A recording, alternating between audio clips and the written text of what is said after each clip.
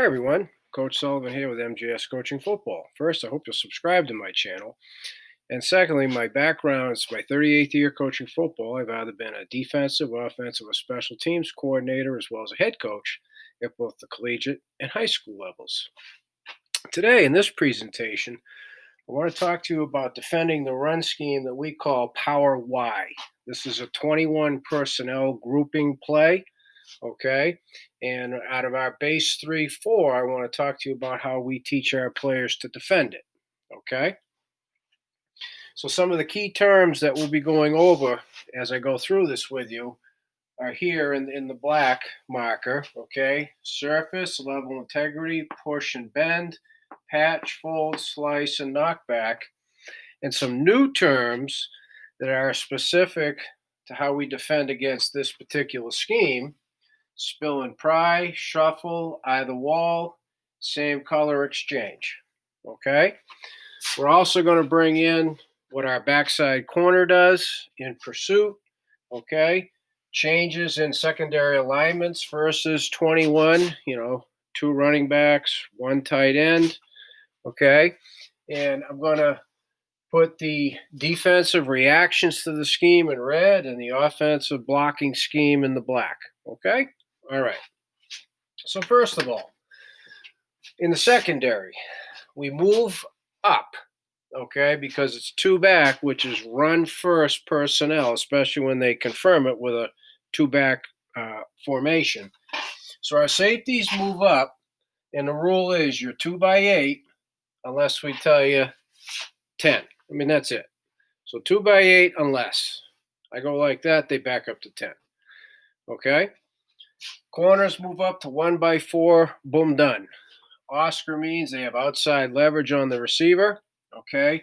PTS, their first responsibility play to them is protect the sideline. And that's pretty much their responsibility. Defeat the stock block, keep outside leverage, protect the sideline, squeeze outside in. Okay. You act like a secondary force defender. It is sky on both sides. Okay, this play, we have the Y, Power Y is the tight end. It's going to be going to our left, so the boundary corner, who is opposite. It's a Liz call. The two receivers dictate Liz or rip or pass strength, okay? So we're going to show you what's meant by game saver. All righty? So let's now get to the formation itself. Part of understanding how to defeat anything, in my opinion, is eliminating plays for your player. Teaching your players how to eliminate plays, all right, pre-snap. As an example, okay, we're going to run the Power Y out of the straight I. Well, guess what? That can be Power Y, it can be Power X. X for us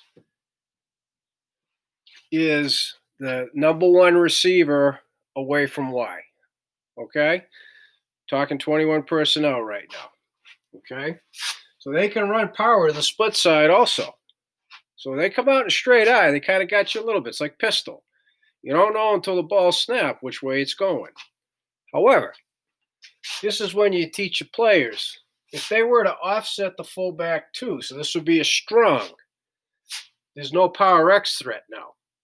Eliminated. Okay, gone. Same if they were to offset the fullback weak, away from the tight end. Guess what? Now it's Power X, there's no Power Y. So you got to teach your kids how to do that. I think this is an important part of today's presentation. Just simple things like that can help your kids realize there's no power threat. So purposefully, today's presentation, we have it out of the straight I, because now your kids got to be ready. Is it Power Y or is it Power X? Okay? So for us, this is the type of scheme that we see. Now, this isn't the only way you can block it. I understand that. All right. I'm just showing you how we get blocked because of what we do. Our outside linebacker, the dime, who versus 21, that's usually a different kid playing dime than versus 11 personnel. 11 personnel, more often than not, that's going to be a fifth DB. You're in a nickel package. Two back, you want two bigger kids, most likely. Okay, so we got four pretty good sized linebackers out there. And again, you tailor everything to the kid you have. That's smart coaching. So what we see, okay, I'm going to start on the back side here. We see the offensive tackle fan out to prevent the potential of our outside linebacker, the dime in this case, bending and making the play from behind. Okay? So then now you probably think, wait a minute, how the hell are you going to block the defensive end? Well, working from tackle to guard, the guard is the puller. I'm going to hold off on him for now. The way we've seen our backside defensive end block for technique, the center blocks back on our defensive end. Okay? And why we're going to get to as we go through this. Okay? So then to block the nose, we get a down block from the play side guard on our nose. Okay, so this is, in a lot of ways, this is a gap scheme, a down or a gap scheme. Okay, they got some angles. So now, how do we defend against this? Well, I'm going to start with the dime, which is why the offense is blocking back like this. He's a boot fold defender anyway. Okay, so he sees that fan block, and he's going to react this way. He's playing boot first. So he's going to be here, and he's going to sit at the heels. Don't overcoach this, but at the heels of the tackle looking for the boot. He's going to clear the quarterback's boot. So now the quarterback in a true power play, I'll get us to at least this point, reverse pivot, and this is what the dime is playing for. Okay? That's what he's playing for. So he's going to clear the boot. When he sees the quarterback doesn't have it, then he's going to fold in backside to help eliminate the potential for a cutback. This power play, good power plays hitting north and south right through the A gap, as we know. Okay? So that's how we play. Don't be tempted to go inside, okay, in case it's a boot. So everybody got that, all right? Trying to keep it simple. So here's why we get the block back from the center as well. Remember, our 4 technique is knocking back and taking that little read step because the guard's his visual key. Tackle's pressure key, knock back, right? Surface here is a 2-man surface, tackle and guard. Now we're going to take a look at level integrity, okay? He sees the guard pulling, so now he's bending, right? He's bending. See, when the center blocks back like that, okay, you have the backfield shoulder, the upfield shoulder. We want our defensive end to stay through the backfield shoulder. Okay? If he goes across the face of the upfield shoulder, there's nobody in that gap. That is a huge running lane. That's what we mean by level integrity. First level, stay on your level by going through the backfield shoulder. Okay? Backfield shoulder. Again, hopefully this makes sense. Okay? So that's the bend. The nose, and then I'll get back to our backside inside linebacker. The nose, knocking back the center who's blocking back. So he's going to get pulled a little bit, plus he's got the down block. This is now going to be a push first, bend from the nose. As he's knocking back the center, and he should be picking up peripheral vision, a down block, and feel some pressure from the guard, he's going to push upfield and then bend. Push and bend. Push and bend. Okay, again, same thing. I do not want him trying to go across the upfield shoulder of the guard. Your first level, you go backfield shoulder. Okay, you stay backfield. That takes care of the cut back there. Again, if he goes upfield, he goes upfield, the back is going to end up with 2 running lanes to cut back through. Not good. Okay? So now we're going to get to one of our new terms here. Term number 2. Shuffle eye the wall, shuffle eye the wall, shuffle eye the wall. Typically, the play side guards utilize what they call that skip pull technique. Little back karaoke, keep the shoulders square because they're trying to keep an eye on the linebacker, right? So on the skip pull, he's trying to come up and, if possible, block play side linebacker. If he's gone, looking to block the backside linebacker, if at all possible. Okay? What's meant by shuffle eye the wall, first of all, he's screaming pull, pull, pull, pull, pull. Okay? So pull. It's a skip pull. Pull is a key here for the play side defensive end as well as the play side linebacker. Please keep that in mind. He's not making a trap call, trap, trap, trap, trap, trap, where the guard is turning his shoulders sideways and coming downhill, right, because his eyes are over here. He's making a pull call. Okay, keep this in mind. Pull, pull, pull. This is a huge component here. Pull, pull, pull. Okay? So when he makes the pull, pull, pull call, we say shuffle means stay same level. Don't press the line of scrimmage, meaning don't head downhill to your gap. We want you to stay same level. Eye the wall. Now we're going to get play side. What starts off as a double team of the defensive end, down block from the tight end, and a drive block from the tackle, becomes a guaranteed what we call a high wall block from the play side tackle. Okay, high wall. So the technique, sorry, I used the wrong color. Shuffle, eye the wall. Get your eyes on the opposite side of the formation. See who it is that's coming to, quote, high wall block you. Trying to wall you up, get to your level and prevent you from coming downhill and making the play. Okay, it's called a high wall block. And so what we say is shuffle, shuffle, eye the wall, and now patch over. This is, right? Don't go to the inside shoulder. Go to the outside shoulder, downfield shoulder, patch over that. That's that level integrity. If he goes through the inside shoulder, same thing. There's going to be a running lane, and now he and the nose are on the same side of the block. Not good. Okay? So we've got the A-gap covered with the push and bend. We've got this A-gap covered, both A-gaps, because he's staying bending on the backside of the block back in the center. Okay?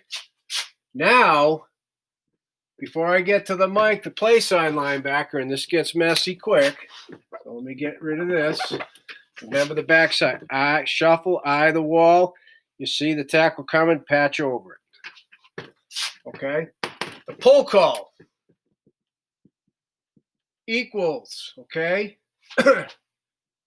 Skip pull, which is the alert for the play side defensive end. So as he's stepping, he sees the guard down before he starts bending, okay, because that will wash the thing down and create much too big of a potential for a running lane.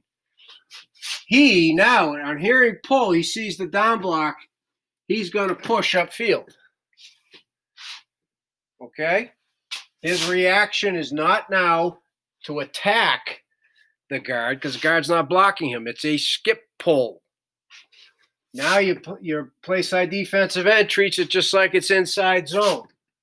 Boom, push up the field. He's not supposed to be there. Okay, that's not the reaction they were hoping for. And it doesn't allow, if he starts to bend inside, the tight end's just going to wash him down the line of scrimmage. and creating, if there's any kind of a kick out, there's going to be an enormous hole to fill, too big for plugging inside linebackers to fill. Okay? So that pull call is a skip pull. Now that teaches our play side defensive end, push it. Push upfield, push. You have to see my presentation on the trap scheme to see the difference. Okay? And so now I'm going to build in the play side inside and play side outside linebacker, which is also going to bring in spill and pry, same color exchange. Okay? Spill and pry, same color exchange. So first of all, right, down block, our roller, boom, knock back. Okay, so this is what we also call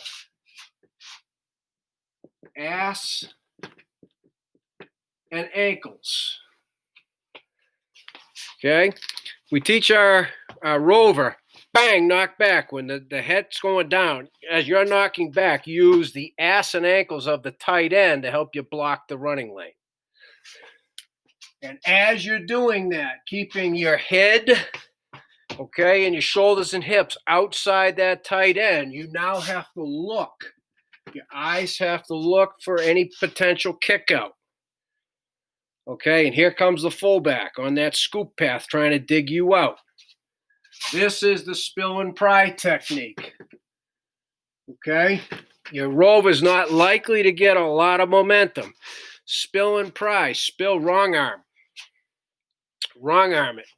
So in this case, rover's on the left. He's going to take his left arm and rip through, okay, the inside or the shoulder nearest to him to the line of scrimmage. As he's looking at the fullback, the right shoulder. Rip the left through the right. That's the spill. The pry, we say rip through, because we're never done. We don't play one gap. I did my job. Okay, we take care of my gap, and then we continue to pursue and try to make the tackle. We spill. We rip through that shoulder, right? Left through the right shoulder, and then we pry, meaning we turn, pry upfield, trying to make the play. Okay, so we get rid of the defensive end. Here comes the fullback, trying to kick your ass out. The spill and pry, okay? He's going to rip through here, and now he's going to pry upfield. He's trying to make the play. We don't just say rip and stop. Oh, I did my job. Bullshit. Rip, pry, get up the field, try and make the tackle. Excuse my language, okay? I mean, that's it, baby. You got to get after it. We're a one-gap defense, but we're not one-gap, boom, did my job. Okay, we're always pursuing to the football.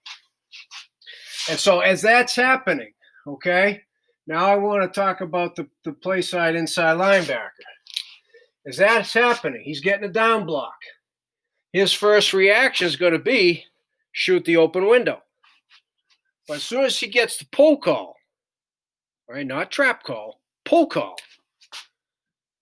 now he's going to redirect and get to his C gap, which is his responsibility. It's a 51 technique, 5-gap C gap. Okay? And as he's heading to the outside hip of the DM, which is always moving and pushing, now it should be up the field, as same color crosses his face. So as his rover crosses his face, he exchanges outside. That's the same color exchange. Same color jersey crosses your face, you always exchange outside. So we don't have both guys inside, and when we spill the ball, there's nobody there. Okay, even though we have a force defender, which I'm going to talk about, rule of thumb, same color, you exchange outside. Okay? And then so a couple of the other things, we've covered the fold, slice, backside safety, is the C gap backside, safety C gap. Okay, knockback we've talked about. Sky support, he heads 2 yards outside the edge, anticipating the spill.